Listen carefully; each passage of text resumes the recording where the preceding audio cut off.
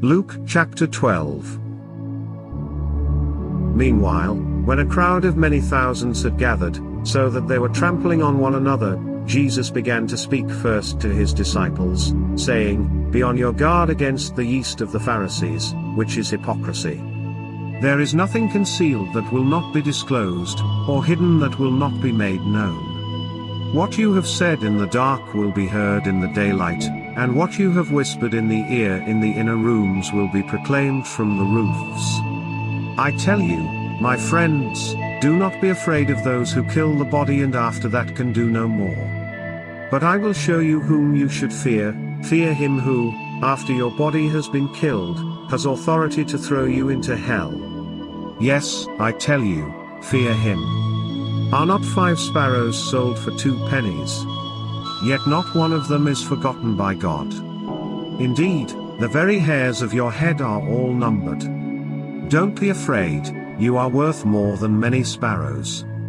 I tell you, whoever publicly acknowledges me before others, the Son of Man will also acknowledge before the angels of God. But whoever disowns me before others will be disowned before the angels of God. And everyone who speaks a word against the Son of Man will be forgiven, but anyone who blasphemes against the Holy Spirit will not be forgiven. When you are brought before synagogues, rulers and authorities, do not worry about how you will defend yourselves or what you will say, for the Holy Spirit will teach you at that time what you should say." Someone in the crowd said to him, "Teacher, tell my brother to divide the inheritance with me." Jesus replied, "Man, who appointed me a judge or an arbiter between you?" Then he said to them, "Watch out. Be on your guard against all kinds of greed. Life does not consist in an abundance of possessions." And he told them this parable: the ground of a certain rich man yielded an abundant harvest. He thought to himself, "What shall I do? I have no place to store my crops." Then he said, "This is what I'll do. I will tear down my barns and build bigger ones, and there I will store my surplus grain. And I'll say to myself, you have plenty of grain laid up for many years. Take life easy, eat, drink and be merry." But God said to him, "You fool! This very night your life will be demanded from you. Then who will get what you have prepared for yourself? This is how it will be with whoever stores up things for themselves but is not rich toward God." Then Jesus said to his disciples, "Therefore I tell you, do not worry about your life, what you will eat, or about your body, what you will wear. For life is more than food, and the body more than clothes. Consider the ravens, they do not sow or reap, they have no storeroom or barn, yet God feeds them. And how much more valuable you are than birds. Who of you by worrying can add a single hour to your life? Since you cannot do this very little thing, why do you worry about the rest? Consider how the wild flowers grow.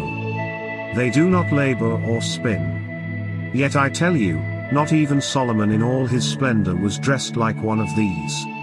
If that is how God clothes the grass of the field, which is here today, and tomorrow is thrown into the fire, how much more will he clothe you, you of little faith? And do not set your heart on what you will eat or drink, do not worry about it. For the pagan world runs after all such things, and your Father knows that you need them. But seek his kingdom, and these things will be given to you as well. Do not be afraid, little flock, for your Father has been pleased to give you the kingdom. Sell your possessions and give to the poor. Provide purses for yourselves that will not wear out, a treasure in heaven that will never fail, where no thief comes near and no moth destroys. For where your treasure is, there your heart will be also. Be dressed ready for service and keep your lamps burning, like servants waiting for their master to return from a wedding banquet, so that when he comes and knocks they can immediately open the door for him. It will be good for those servants whose master finds them watching when he comes. Truly I tell you, he will dress himself to serve, will have them recline at the table and will come and wait on them. It will be good for those servants whose master finds them ready, even if he comes in the middle of the night or toward daybreak. But understand this, if the owner of the house had known at what hour the thief was coming, he would not have let his house be broken into. You also must be ready, because the Son of Man will come at an hour when you do not expect him. Peter asked, Lord, are you telling this parable to us, or to everyone? The Lord answered, Who then is the faithful and wise manager, whom the master puts in charge of his servants to give them their food allowance at the proper time?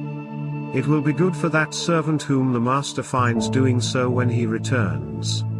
Truly I tell you, he will put him in charge of all his possessions.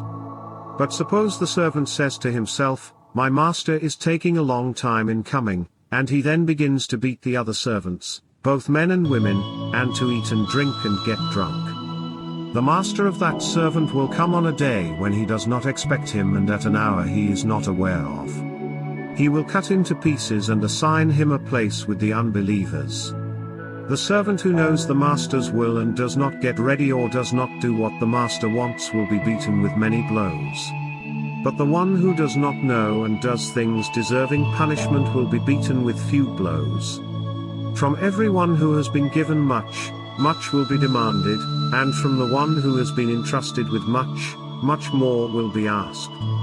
I have come to bring fire on the earth, and how I wish it were already kindled. But I have a baptism to undergo, and what constraint I am under until it is completed.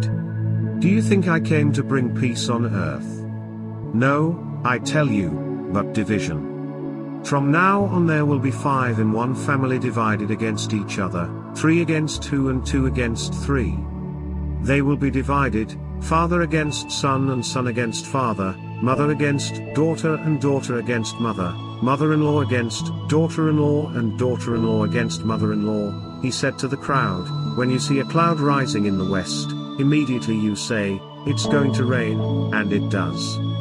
And when the south wind blows, you say, It's going to be hot, and it is. Hypocrites!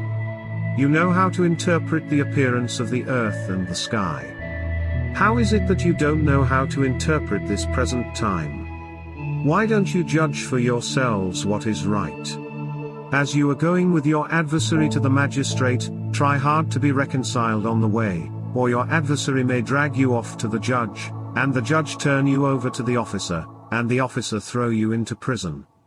I tell you, you will not get out until you have paid the last penny.